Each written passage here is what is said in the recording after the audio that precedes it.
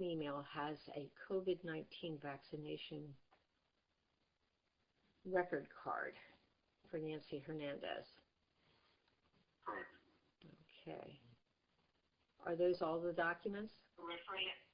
Yes. Referee, the COVID-19 vaccine record card that you just referenced, I do not have that. Okay. Well, I'm not sure how relevant that is to the case.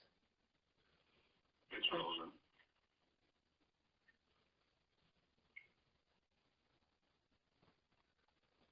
Well, you're also missing, there should be a PICO bill as well. a what? A PICO bill. It's a photo of a PICO bill. It's in one of those emails I sent.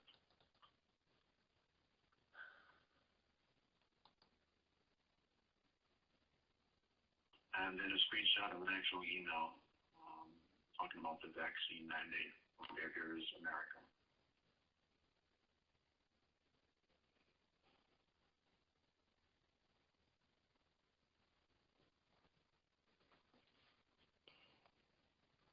Well, I'm trying to open one of these documents, and it's taking quite a while to open. Okay, customer feedback. And it's from Great Clips Incorporated? Is that one of the documents you're talking about? No, ma'am. I'm talking about an actual photo of a PICO bill. And then the other document is a photo of an email from Caregivers America. That would be the two last ones, I think, that you didn't cover.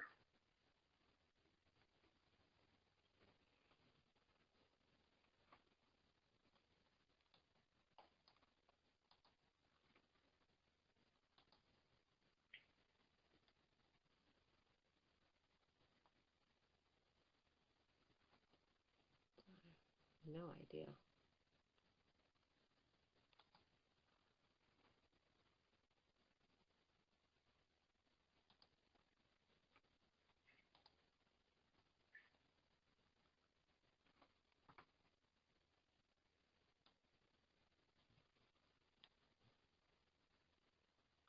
Okay, appears that I've gotten something.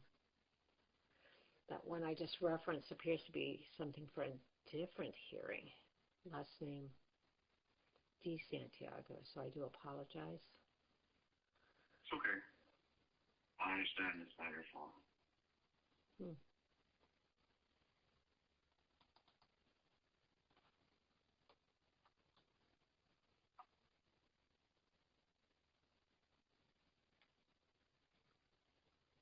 Yes, there's a PICO bill for Nancy Hernandez in the file. Yes, ma'am. Before the two identification cards in the email.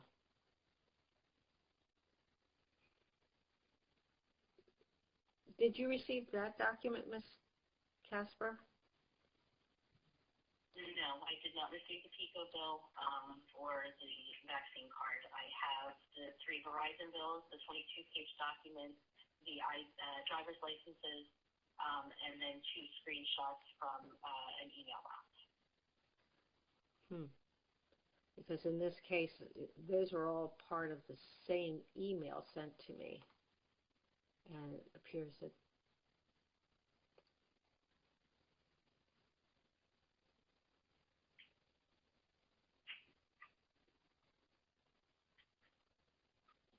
and he indicated that he sent the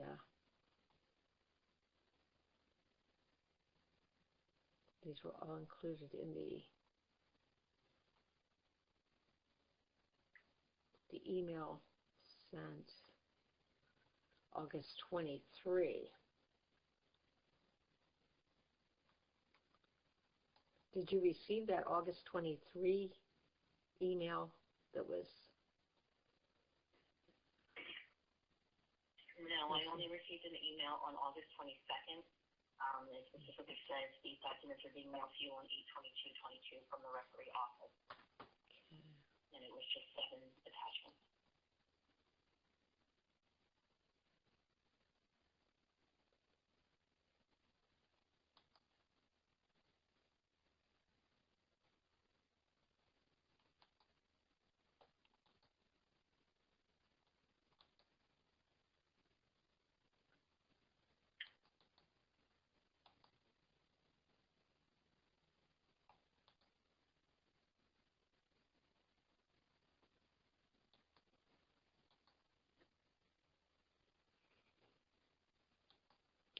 Okay.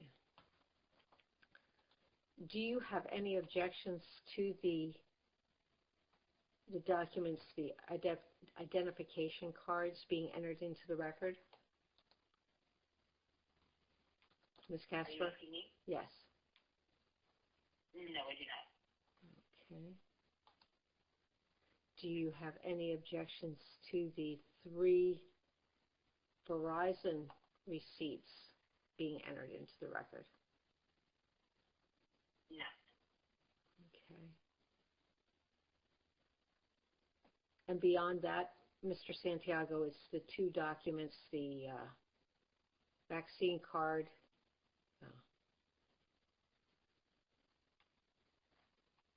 and the PICO receipt, aside from the 22-page letter. Yes, ma'am. Okay. All right. Turning to the employer, do you have any objections to the 22-page document coming into the record? No, I do not. Okay. Well, at this time, I'm going to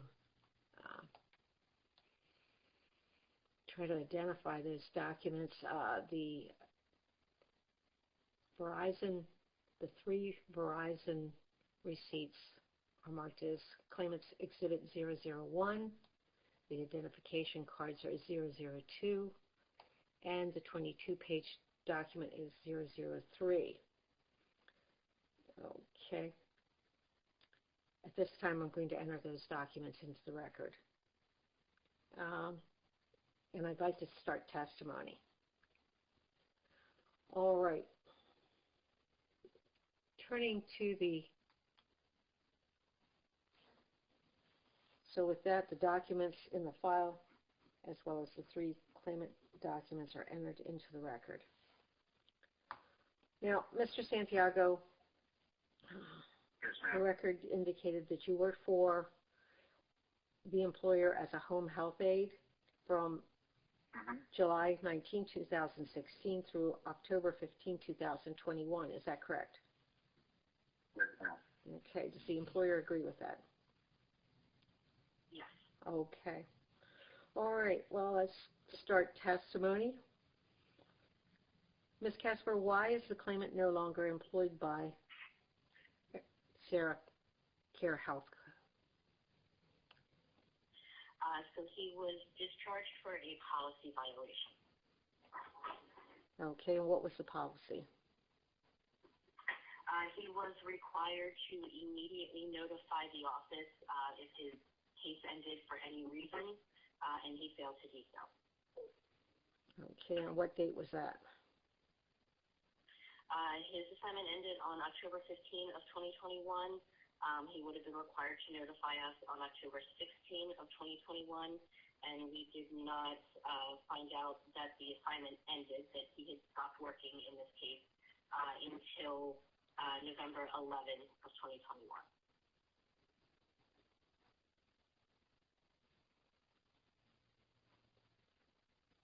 When was that? November 11? Yes.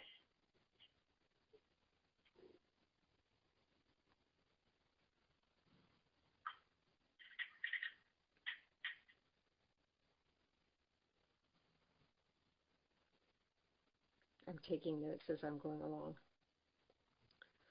Okay, and was he aware of that policy? Yes, he was. And how was he aware of that policy? He signed documentation. He signed acknowledgments of the policy that is Employers Exhibit 3, the PAS Employee Agreement. His full job title was Personal Assistant Services, or PAS Home Health Aide, and he signed what's called the PAS Employee Agreement on July 13 of 2017. And this policy specifically states, in the event that your assignment ends for any reason, you are required to contact HR immediately, but no later than the next day. If you fail to do so, you will be separated from employment without further notice for failing to comply with this rule. This policy is in place because we are required to protect the health and well-being of the client. If it's a situation where the client doesn't want the caregiver anymore, or the caregiver has found a new job, or just does not want to work for the client anymore, we need to make sure that somebody is caring for the client, and so that's why this policy is in place. It is also reiterated in our employee handbook, which was revised in 2017, and the claimant has already acknowledged that he signed the acknowledgement of receiving the handbook, which was the revised version. In addition to that, the employer is listed, I believe, in this paperwork as Arsons Home Care. Arsons was bought by another company called Caregivers America in 2019, and a member of our quality assurance department went out to the client and the claimant in early 2019, April, I believe, of 2019. No, I apologize. This was signed in July of 2019. Just to reiterate that even though the company had changed owners, the policies and the procedures had not changed. And again, Mr. Santiago did verify that he signed the Caregivers America reiteration of direct care workers' duties and policies and procedures, acknowledging that he had been reminded of our policies and procedures. So he was aware throughout his employment of this policy and what he needed to do to ensure that he followed the policy. Who discharged the claimant? I did. Okay. And did you explain this as the reason for the separation? No separation letter was sent to him. Employer's Exhibit 1 actually has my note of separation at the last note on that. These are, as I said, these are business records. They're kept in the ordinary course of business.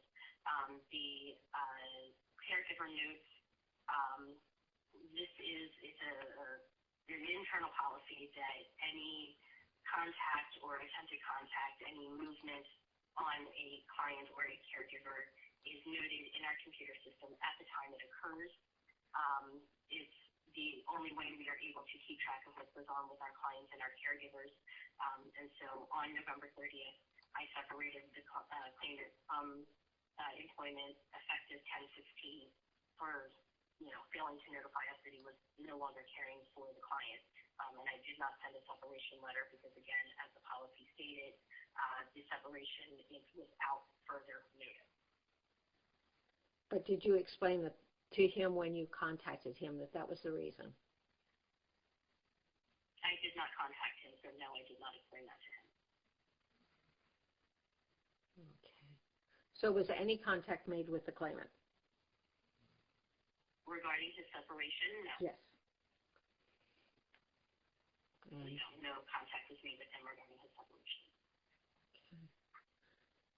So his last day of work was October 15, and he was just considered to no longer be an employee as of November 11. November 11 is when his client told us that he was not caring for her. That is Employer's Exhibit 2, the conversation that our office had with his client. This was a note that was pulled from the client's profile. I pulled these notes myself, as well as the other documents, policy documents. I pulled those documents from his personnel file. But it's Employer's Exhibit 1 and 2. I pulled them from our computer system where they were noted. And that is when we had the conversation with his client, and she told us that he was not working for her. Okay. And that was the first notice we had that he had not been caring for her. Okay. All right. If you're completed with your testimony, I'll turn to the claimant for questions. Yes, I am completed. Okay. Mr. Santiago, do you have questions for the employer? Yeah, it says the policy that it says that I violated, it says in the event your assignment ends for any reason, for example, if your client chooses another home health aide or passes away, you're required to contact the Human Resources Department. That's the rule I violated, right? That is correct. Okay. I have no other questions. I'll elaborate on that when I get permission. Okay. Then I'll turn to you, Mr. Santiago. Do you agree you were discharged by the employer? Discharge as in let go. Yeah, I mean, Okay. Would you like to explain what happened? yeah, this was a hectic time for me and my mom, for everyone, including, the lawyer and her firm. Because when I called discussing about this, no one knew what was happening. The laws were changing all the time. There was nothing official for the state. We didn't know anything as far as any mandates, whether we would have similar mandates to other states and stuff. So let me just get my cat off the computer. Excuse me. I'm sorry. He's looking. During this time, around August 15th, that's actually when I received the email that I'm not allowed to work anymore if I don't have a vaccine or a test. I mean, I never stopped. I never voluntarily decided to stop working or to stop helping my mom. I actually discussed this with her prior to that day, and I said, look, I'm still going to do all my duties to take care of you, but I can't work for this company anymore because they're making me choose between, getting vaccinated or getting a test twice a week for life until the end of employment. And I won't submit to that, but I'm here to take care of you. I just won't be able to help you financially. She got a little upset because it's her and my niece that I was helping. That's all there is. It's all of us that live in the house. It's her and my niece and me. And I was assisting them financially because my niece doesn't have any parents. And I said, look, it's not going to be easy trying to get a job right now because everyone's panicking for these vaccines. But I'm still, my mom couldn't even get out of bed most of the time. So I was still doing my duties as an uncle, taking care of my niece, speaking to my mom, every single thing I was doing before. I just wasn't getting paid for it. My mom decided to call. I don't know what their name is now. Sarah Cares, American Caregivers, whatever their name was at that time. And she spoke to someone in HR discussing this the week after. It was the week after the 15th. It was a gentleman. And he's like, are you sure you don't want to get vaccinated? Or are you sure you just want to get tested? I'm like, yeah, I'm sure. I don't want any of that. I'm being forced to choose between, getting that and getting a job or not. And I refused to get it. And I didn't want it at all. And that's when he put my mom on the phone and he said, look, if you ever decide that you might want to put someone else, you do have that option. And she was telling me that she doesn't really like anyone in the house. And I said, it doesn't matter whether you get someone or not. I'm still here doing all my duties, so don't even stress about it. She was a little nervous. But I was helping her before this. The job just came naturally because I was at home. It was hard to work because I was at home taking care of her and my niece. As far as me violating any rule, as my assignment ends or whatever, they're the one who ended it. I mean, I sent emails saying after the 15th, you can't work anymore. I mean, I didn't choose to end anything. The email's extremely clear. One says that by the 15th, if you're not vaccinated, that's it. You can't work here. One then says later the 22nd. It's extremely clear. No vaccine, no tests. You can't work here. So as far as me letting them know, they're the ones who emailed and texted me almost every single day about this. You understand what I'm trying to say? This is straight from HR, saying, hey, if you don't got this or get that, you can't work here. So as far as me letting them know, hey, I did speak up about not getting it and stuff like that, but it was extremely clear that I wasn't welcome there if I didn't get any of these things. So the rule violation,